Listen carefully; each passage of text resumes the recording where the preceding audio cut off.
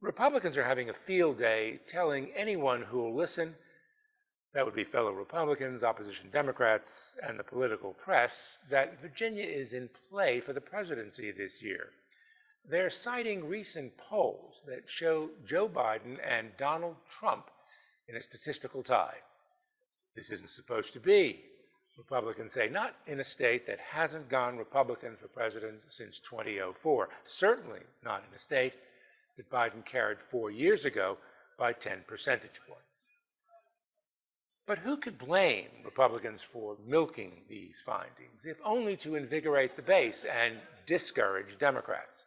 A big part of politics is expectations.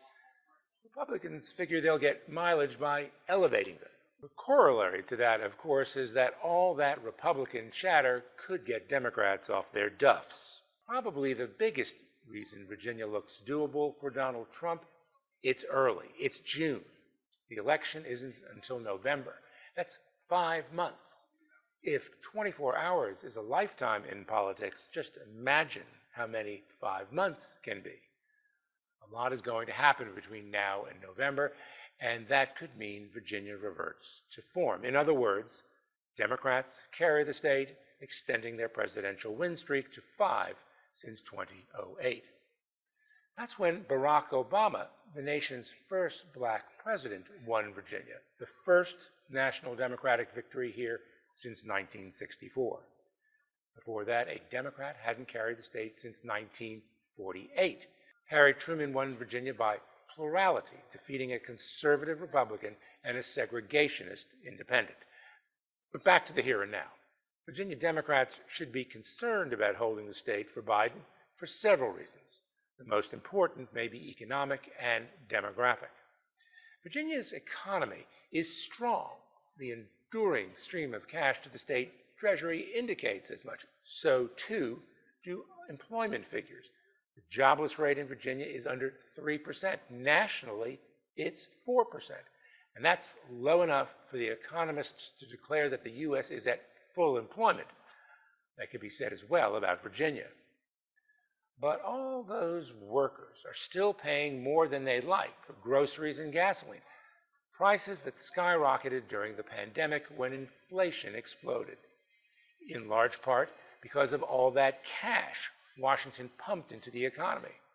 Those still high prices don't do anything to convince people that the economy, even though inflation has cooled significantly, is doing well. And if voters, Democratic voters, are down about that, it's no wonder they're down on Biden. The electorate's changing, getting younger, becoming more diverse. Young voters, those of color, are being asked to support presidential candidates who don't look like them. Biden and Donald Trump are white guys. They're old. Biden's in his early 80s, Trump in his late 70s. They don't exactly have a lot in common with the voters who represent the future. This has young voters talking about not voting. A shrinking electorate likely helps Republicans. Their vote isn't expanding as rapidly as the Democrats. Republicans are older, mostly white, more conservative. There may not be as many of them in Virginia as there are Democrats, but a diminished Democratic turnout helps Republicans, who are disciplined about getting to the polls.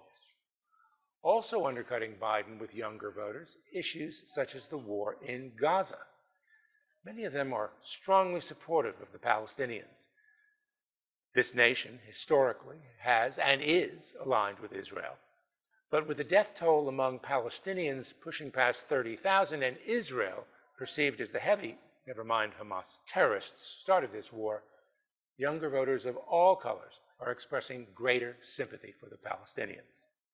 This is giving these voters a reason to consider alternatives for president. Bobby Kennedy Jr., for one.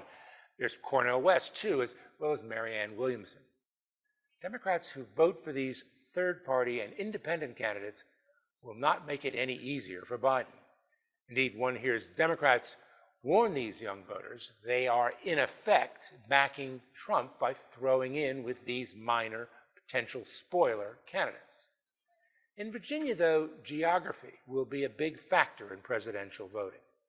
The vast northern Virginia counties where Democrats rule have a habit of turning out big-time for president.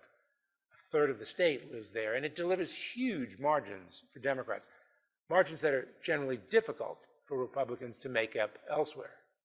Yes, Republican Glenn Youngkin upended that, winning for governor in 2021. His slender victory was made possible by a decline in Democratic performance in Northern Virginia and what the political pros call overperformance in the countryside.